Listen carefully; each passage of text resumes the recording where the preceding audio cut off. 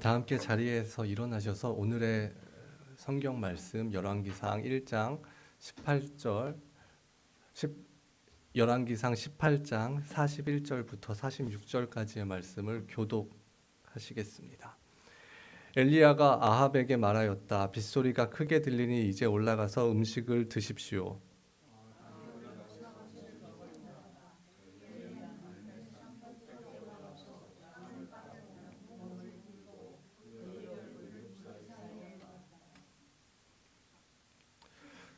그리고는 그의 시종에게 올라가서 바다 쪽을 살펴보라고 하였다. 시종은 올라가서 보고 와서 아무것도 보이지 않는다고 말하였다. 엘리야가 다시 그의 시종에게 7번을 그렇게 더 다녀오라고 하였다.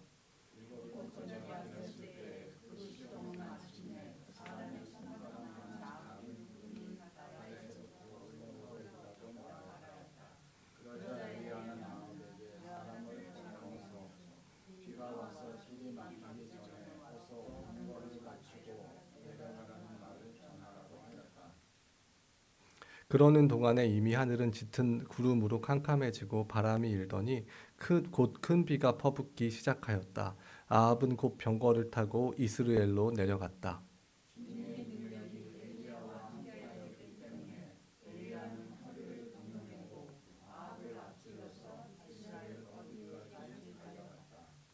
아멘. 자리에 앉아 주시길 바랍니다. 오늘은 작은 구름과 큰 비라는 제목으로 함께 말씀을 나누고자 합니다. 새해 첫 주죠. 갑진년이라고 합니다. 용의 해라고 그러는데요. 제가 용띠여서 36살 같이 보이지만 36살은 아닙니다. 2004년에도 우리가 하나님과 동행하는 귀한 삶을 사시기를 기원하고 그 하나님과 동행하는 우리 뿌리 연합교회가 되기를 간절히 원합니다. 오늘 이 말씀을 통해서 2024년을 우리는 어떤 신앙의 자세로 살아내야 할지에 대한 해답을 함께 고민을 해보려고 합니다. 오늘 본문은 열왕기상 18장에 포함되어 있습니다. 아시다시피 열왕기상 18장은 되게 유명한 작이죠. 엘리야 선지자가 중심으로 있고 그 배경은 아합 왕이 통치하는 그 시기에 아합 왕은 우상을 숭배하였던 악한 왕이었는데 아합 왕과 그의 아내인 이세벨이 우상 숭배를 너무 열심으로 하였기 때문에 그리고 이스라엘 백성들도 우상에 빠질 수밖에 없게 만들었던 그러한 왕이었습니다. 그는 하나님을 잘 섬기던 하나님의 선지자를 잡아다가 죽이기도 했습니다. 그때 하나님은 엘리야를 부르셨습니다. 엘리야 선지자는 아합 왕에게 수년 동안 북이스라엘 땅에 비가 오지 않을 것을 예언한 후에 그리시네를 거쳐 사르밧 땅으로 가서 지내다가 3년이 지난 후에 아합 왕 앞에 다시 서게 됩니다. 그리고 바알의 선지자 450인을 대항하여서 영적인 싸움을 벌입니다. 누구의 신이 진정한 신인지 송아지를 잡아다 제단 위에 벌려놓고 불이 내리기를 기도하는 전투였습니다. 그리고 이 영적인 싸움에서 엘리야가 이깁니다. 그리고 오늘 본문이 시작이 됩니다. 이 본문을 통해서 우리가 우리 믿음의 삶의 자세에 대해서 무엇을 배울 수 있을지 함께 고민하기를 원합니다. 첫 번째로는 하나님의 명령에도 어떠한 상황에서도 하나님의 명령을 잊지 않는 모습을 우리는 기억을 해야 합니다. 18장은 하나님께서 비를 내리지 않겠다고 말씀하신 후 3년이라는 시간이 지난 시점에서 18장이 시작이 됩니다. 그래서 18장 1절과 2절은 이렇게 나와 있습니다. 많은 날이 흘러서 3년이 되던 해에 주님께서 엘리야에게 말씀하셨다. 가서 아합을 만나거라. 내가 땅 위에 비를 내리겠다. 엘리야가 곧 아합을 만나러 갔다. 그런데 상황이 생각한 대로 흘러가지 않았습니다. 그냥 아합 왕을 만나서 하나님께서 비를 내리시겠다고 하신다. 준비해라. 이렇게 딱 끝났으면 되게 편했을 텐데 상황은 이렇게 흘러가지 않았습니다. 아합에게 가서 이야기를 전하는 그 사이에 오바댜라는 국내 대신을 만나서 상황이 다르게 흘러가게 되었습니다. 그래서 결국에는 우리가 잘 아는 것처럼 갈멜산, 우리 요 옆에 있는 동네 카멜이 갈멜이라는 성경의 이름을 따서 이름한 그러한 동네인데요. 이 갈멜산에서 영적인 전투를 하게 되고 엘리야가 이 영적인 전투를 승리하게 됩니다. 원래의 목적은 아합에게 가서 하나님께서 비를 내리실 것이다 라고 말을 전하는 것이었는데 갈멜산에서 바알의 선지자들과 치열한 영적 전쟁을 치르게 됩니다. 17대 1도 아니고 영화에서 많이 나오죠. 17대 1이라면 어떤 무용담 같은 거잖아요. 17대 1도 아니고 450대 1로 전쟁을 치르게 되었습니다. 여러분이라면 어떤 마음이셨겠습니까? 정말로 치열하고 기진맥진했을 것이며 그리고 결국에는 나에게 승리를 허락하신 그 하나님으로 인해서 감사하는 마음도 분명히 있었겠지만 승리에 도취되어서 구름 위를 걷는 것과 같은 그런 기분이었지 않았을까라는 생각이 듭니다. 승리에 도취되어서 내가 여기에 왜 왔는지 망각했을 수도 있을 거라는 거죠. 그러나 엘리야는 저와 같은 사람이 아니었습니다. 엘리야는 그 큰 승리를 경험하고도 자신의 사명에 대해 잊지 않고 있었습니다. 그래서 오늘 본문인 41절이 이렇게 시작합니다. 그 승리 후에 엘리야가 아합에게 말하였다. 빗소리가 크게 들리니 이제 올라가서 음식을 드십시오. 아직 비가 오지도 않았고 이제 영적인 전쟁을 막 끝마쳤고 승리를 한 그런 상황이었습니다. 그런데 그러자마자 엘리야는 아합 왕에게 이제 비가 올 거니 올라가서 음식을 드십시오라고 말합니다. 우리가 인생을 살면서 종종 우리는 계획하지는 않았지만 우리 인생에 형통함을 경험할 때도 있습니다. 왠지 내가 제일 잘 나가는 것 같고 내가 지금 무엇이든 하면 무엇이든 다 이룰 수 있는 그런 능력이 있을 것 같은 생각이 들 때도 분명히 있을 것입니다. 제 자신의 인생을 되돌아봐도 이러한 순간들이 분명히 있었습니다. 그리고 저는 개인적으로 이러한 형통함이 우리의 삶에 그리고 우리 자녀들의 삶에 넘치기를 간절히 소원합니다. 그런데 이러한 형통함 속에도 우리는 삶의 목적을 잊어서는 안 됩니다. 그렇다면 우리의 삶의 목적, 그것은 무엇일까요? 성공하는 것일까요? 성공한다는 것은 무엇일까요? 돈을 많이 벌어야 성공하는 것일까요? 내가 원하는 직업을 가져야 성공하는 것일까요? 내가 원하는 사람과 함께 살아야 성공하는 것일까요? 내가 원하는 차를 가져야 성공하는 것일까요? 우리의 삶의 성공, 돈을 많이 버는 것, 명예를 얻는 것, 큰 교회를 이루는 것, 이러한 것이 우리의 삶의 진정한 목적일까요? 물론 세상의 많은 사람들은 이러한 것이 삶의 목적이다라고 생각하고 믿고 이러한 것들을 쫓아 살아가는 사람들이 많이 있습니다. 그러나 하나님은 우리의 삶의 목적을 이렇게 말씀하십니다. 이사야서 43장 21절입니다. 이 백성은 나를 위하라고 내가 지은 백성이다. 그들이 나를 찬양할 것이다. 하나님은 하나님을 찬양하게 하기 위해 하나님을 예배하기 위해 우리를 창조하셨다라고 말씀하십니다. 하나님을 예배하는 것, 하나님을 찬양하는 것, 그것이 우리의 삶의 목적이라는 것이죠. 출애굽의 목적도 마찬가지였습니다.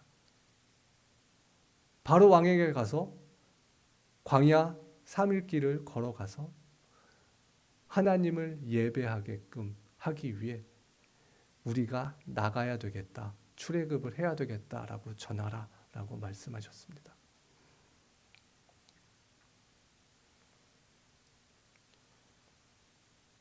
결국에는 내가 어떠한 학위를 가지고 있는지, 내가 얼마나 많은 돈을 많이 벌었는지, 내가 얼마나 큰 집에 사는지, 내가 얼마나 큰 차를 타는지, 그것이 중요한 것이 아니라, 그것을 통해서 하나님께 영광을 돌리는 것이 아니라, 우리가 무슨 일을 하든지 그 일로 하나님을 예배할 수 있어야 하고, 내가 하는 그 일을 통해서 하나님께 영광을 돌릴 수 있어야 한다는 것입니다.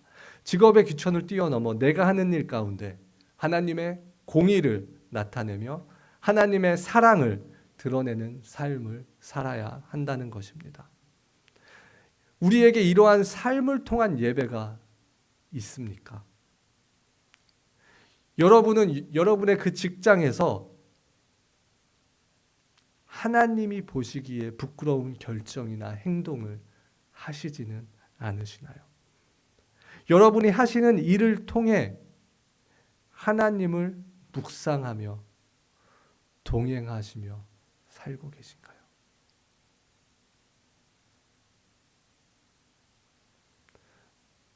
우리가 하는 일상의 직업을 통해 하나님의 공의와 사랑을 나타내며 하나님을 예배하라고 하는 부르심, 이것이 우리의 삶의 목적이고, 우리는 2024년에 이 부르심에 합당한 삶을 살아내야 한다라는 것입니다.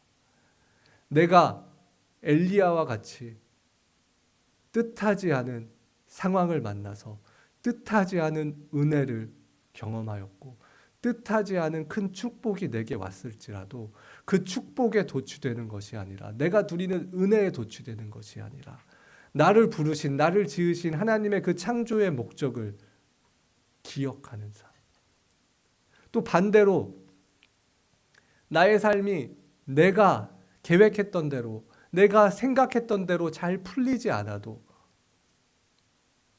그 어려움 가운데에서도 내 삶을 인도하실 그 하나님을 신뢰하며 하나님을 예배하는, 하나님을 예배할 수 있는 그러한 삶의 모습이 결국에는 우리의 삶의 목적을 잊지 않는, 하나님의 명령을 잊지 않는 그러한 삶을 살아내는 것입니다. 올해에는 여기에 계신 모든 분들, 이러한 목적을 잊지 않는 삶을 사시기를 축복합니다. 두 번째로는 큰 비는 작은 구름에서 시작되었음을 우리는 알 수 있습니다. 엘리야는 하나님의 명령에 순종하여서 아합 왕에게 비가 올 것이 죄송합니다. 비가 올 것이니 내려가라고 말합니다. 아합 왕을 보내고 산 위에 그냥 있던 것이 아닙니다. 42절, 43절 말씀 제가 읽어보도록 하겠습니다. 아합이 올라가서 음식을 먹었다. 엘리야는 갈멜산 꼭대기에 올라가서 땅을 바라보며 몸을 굽히고 그의 얼굴을 무릎 사이에 넣었다. 그리고는 그의 시종에게 올라가서 바다 쪽을 살펴보라고 하였다. 시종은 올라가서 보고 와서 아무것도 보이지 않는다고 말하였다. 엘리야가 다시 그의 시종에게 7번을 그렇게 더 다녀오라고 하였다. 엘리야는 갈멜산 꼭대기에 올라가서 기도합니다. 그리고 계속 기도합니다. 시종을 계속 지중해 쪽을 바라보고 비가 올 조짐이 보이는지를 계속해서 체크하게 합니다. 저는 예전에 이 구절을 어디에선지 정확하게 기억이 나지는 않지만 정말로 이상하게 해석하는 그런 분을 한번 만난 적이 있었습니다. 1대1로 만난 건 당연히 아니었고요. 결국에는 이 구름을 조그마한 손바닥만한 크기의 작은 구름이 생겼는데 이 생기게 된 이유가 엘리야가 42절에 보면 그의 얼굴을 무릎 사이에 넣고 몸을 구부려서 기도를 하는 이 모습이 구름의 모습과 비슷하기 때문에 작은 구름이 생긴 것이다. 이렇게 해석하는 분을 본 적이 있는데요. 정말로 잘못된 해석입니다. 구름 모양을 하든 안 하든 하나님이 일하시는 것이기 때문입니다. 하나님이 계획 가운데 있는 것이기 때문입니다.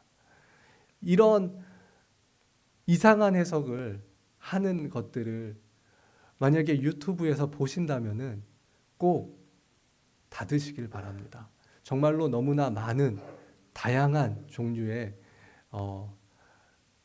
성경 해석들이 유튜브에 넘쳐나고 있습니다. 물론 좋은 해석들도 정말로 많이 있습니다. 정말 우리가 배워야 할 것들도 많이 이야기하고 있지만 아닌 것도 너무 많다는 거죠. 그래서 우리가 이러한 것들을 잘 걸러낼 수 있는 지혜가 있었으면 좋겠습니다. 예, 계속해서 시종을 7번이나 보내며 기도하는 엘리야의 심정은 어땠을까요? 무엇보다 간절함이 있었을 것입니다. 그리고 그 간절함을 갖고 엘리야는 계속 기도합니다. 엘리야가 계속 기도할 수 있었던 것은 간절함 때문만이었을까요? 간절함보다 더 큰 무언가가 있었을 것이기 때문입니다. 바로 하나님을 신뢰하는 믿음이 있었기에 하나님이 일하실 때까지 계속해서 기도했던 것입니다. 여러분은 그런 하나님의 일하심을 신뢰하는 삶을 살고 계시나요? 때론 우린 이런 말을 하곤 합니다. 어차피 하나님이 다 알아서 하시는데 기도할 필요가 있을까? 전지전능하신 하나님이 다 아시고 하나님께서 정하신 그때의 일을 하시는데 굳이 내가 기도하는 것이 무슨 소용이 있을까? 예수님도 기도하셨기 때문에 우리도 기도해야 되는 것일까요? 만약에 그렇다면 삼위일체이신 하나님, 하나님의 본체이신 그 예수님께서 왜 아버지 하나님께 기도하셨을까요? 하나님의 뜻을 몰라서 그랬을까요? 하나님의 계획을 몰라서였을까요? 누가복음 22장 42절은 이렇게 말씀하고 있습니다. 아버지, 만일 아버지의 뜻이면 내게서 이 잔을 거두어 주시옵소서. 그러나 내 뜻대로 되게 하지 마시고 아버지의 뜻대로 되게 하여 주시옵소서. 예수님도 하나님의 뜻을 이루기 위해 기도하였음을 우리는 이 구절을 통해서 알 수 있습니다. 예수님이 원하는 것이 아니라 하나님이 원하시는 것을, 그 뜻을 그의 삶 가운데, 그의 사역 가운데 이루어내기 위해서 기도하셨던 모습을 볼 수 있습니다. 우리의 욕구와 바램으로 우리의 삶을 이끌어 나가기 위함이 아니라 하나님의 뜻을 우리 삶 가운데 이루기 위해 우리는 기도해야 되는 것입니다. 그리고 우리가 기도할 때 엘리야와 같이 하나님의 일하심에 대한 신뢰가 있어야 하는 것입니다. 하나님의 응답이 내가 생각했던 것보다 늦어질 때 우리는 그때 하나님을 신뢰하기가 정말로 어렵습니다. 그렇지 않나요? 정말로 하나님은 살아계실까부터 해가지고 하나님이 정말로 살아계시다면 하나님은 나를 사랑하실까에 대한 의문도 생기게 될 때도 분명히 있습니다. 그러나 내게 주어진 그 구원의 확신을 갖고 하나님의 때에 일하실 하나님을 신뢰하면서 우리가 하루하루 기도하며 주님 앞에 주님과 함께 동행하는 삶을 살기를 원합니다. 그리고 44절부터 46절의 말씀은 이렇게 말씀하고 있습니다. 7번째가 되었을 때 그 시종은 마침내 사람의 손바닥만한 작은 구름이 바다에서부터 떠올라오고 있다고 말하였다. 그러자 엘리야는 아합에게 사람을 보내어서 비가 와서 길이 막히기 전에 어서 병거를 갖추고 내려가라는 말을 전하라고 하였다. 그러는 동안에 이미 하늘은 짙은 구름으로 캄캄해지고 바람이 일더니 곧 큰 비가 퍼붓기 시작하였다. 아합은 곧 병거를 타고 이스라엘로 내려갔다. 주님의 능력이 엘리야와 함께하였기 때문에 엘리야는 허리를 동여매고 아합을 앞질러서 이스라엘의 어귀에까지 달려갔다. 엘리야는 하나님의 일하심에 대한 신뢰를 갖고 기도하고 있었지만 아직 하나님의 일하심을 보지 못하였습니다. 그런데 7번째 확인하러 갔을 때 시종은 저 멀리 지중해 위에 생긴 손바닥만한 구름을 보았다고 엘리야에게 말하였습니다. 그러자 엘리야는 그 손바닥만한 구름이 바로 하나님의 일하심임을 신뢰하며 이제 자신이 해야 할 일을 하기 위해 기도의 자리에서 일어나 움직였습니다. 그리고 18장 1절에서 하나님이 약속하신 가뭄을 해결하는 그 비가 3년 만에 내리기 시작했습니다. 우리는 엘리야처럼 우리 삶에 일어나는 작은 변화들을 통해 하나님이 일하심을 경험하고 계십니까? 너무 작아서 보잘것이 없다고 생각하고 무시하고 지나치지는 않으십니까?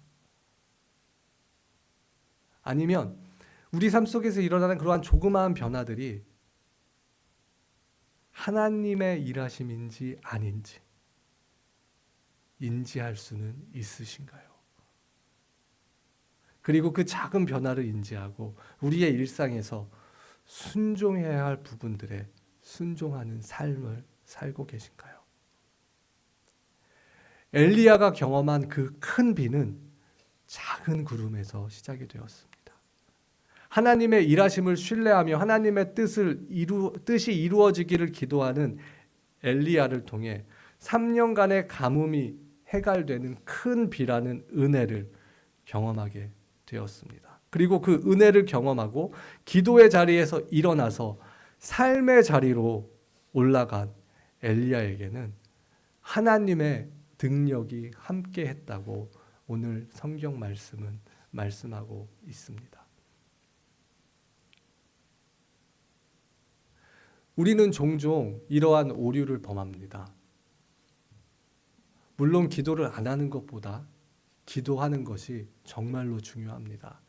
그러나 우리가 기도에 매몰되어 있을 때가 너무나 많이 있는 것 같습니다.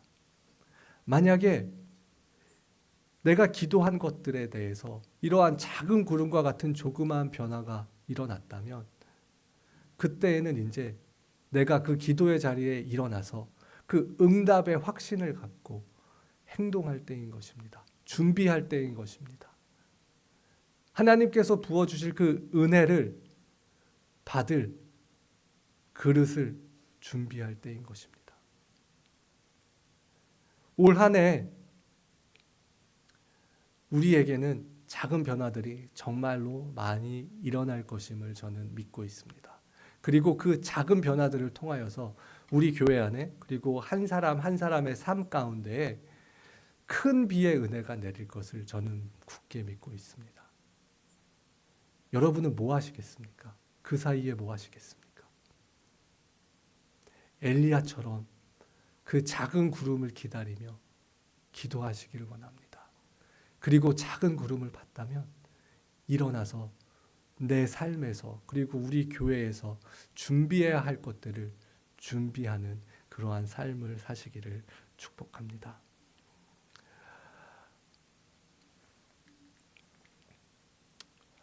(2024년에는) 뿌리연합교회에게 그리고 우리에게 주어진 사명을 잊지 않기를 기도합니다. 하나님께 뿌리 내리고 서로가 서로를 흔들리지 않게 지탱해주는 신앙 공동체를 세워나가는 사명 말입니다. 그리고 지금은 우리 교회는 손바닥만한 작은 구름과 같은 그러한 교회입니다. 그러나 우리의 자금에 실망하고 낙심하는 것이 아니라 작은 구름을 통해 큰 비를 내리신 하나님을 신뢰하며 엘리야와 같이 기도하며 우리에게 임할 큰 비를 기다리고 준비하는 뿌리연합교회가 되기를 기도합니다.